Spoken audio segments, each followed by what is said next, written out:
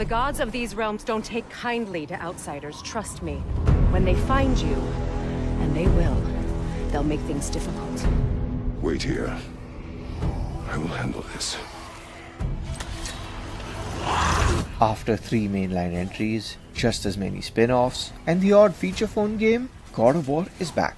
Everyone's favorite mass murderer of the gods, Kratos, returns for a new adventure on April 20th. This time around, a lot has changed. From a new camera angle to a revamped combat system, here's what you need to know about God of War for the PS4.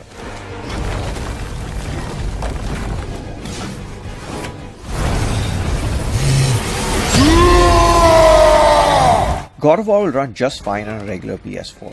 What we showed at E3 was running on a standard PS4. The game is designed for the standard PS4. You don't need a PS4 Pro to play it, tweeted Cory Barlog, creative director on God of War at Sony Computer Entertainment's Santa Monica studio. This was in response to a fan question on what the game will be playable on. Safe to say, there will be some visual enhancements for the PS4 Pro, such as an enhanced resolution and perhaps HDR. But the fact that Barlog stated that it will run just fine on a PS4 has many PS4 owners sighing in relief. And if you're wondering about the lack of the pre-release gameplay demo, Barlog and his team are hard at work on the final product. He believes that demos pull a month or 2 away from the final game.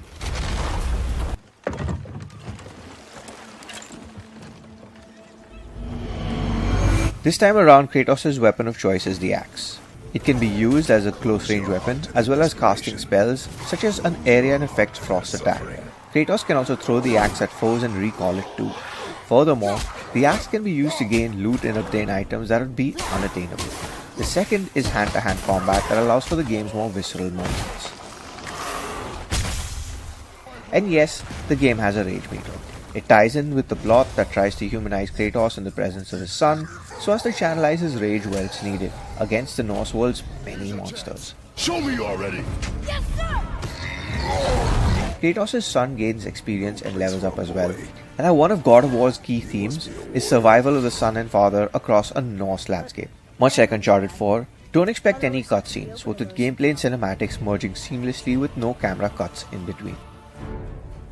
Also of note is that this is the first God of War game without a jump button. Considering that traversal has been core to the God of War experience in the past, this is an odd move. It appears that Sony wants to take a completely different approach. According to gaming magazine Game Informer, Kratos will use boats to traverse the landscape. Keep in mind that the absence of a jump button doesn't necessarily mean that Kratos can't jump at all, or that there won't be platforming sections in the game. Only that players won't be able to make the character jump directly. However, it does sound like the focus is on keeping Kratos' feet on the ground and following him closely through the environment, which makes sense considering the closer camera in this game.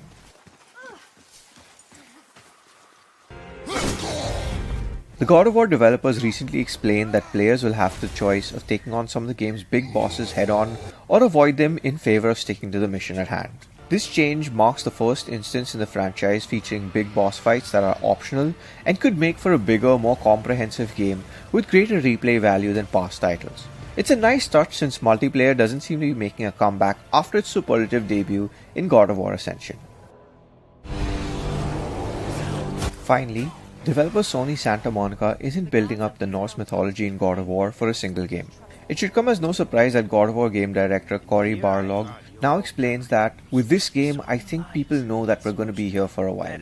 Barlog also reveals that, when he chose a story, he chose it because he had an outline and mapped stories for multiple games, adding that there's an arc in his head that goes beyond this game, and everything that they're doing in God of War goes beyond this. Moreover, the developer explained that Atreus isn't just along for the ride. As Kratos' son, he knows multiple languages and is able to help his father understand what other characters are saying, as well as reading the literal writing on the wall. So although Barlog admits that he's just trying to get this game done, the news here is that there could be much more in store for Kratos fans in the near future. Good. Thanks for watching this video. Check out Gadgets360.com for all the latest gaming news, reviews and features, as well as Transition, our weekly gaming podcast where we discuss the world of gaming in depth, and Talk About Games, our weekly gaming show. And follow us on Instagram, Facebook and Twitter too. Thanks for watching.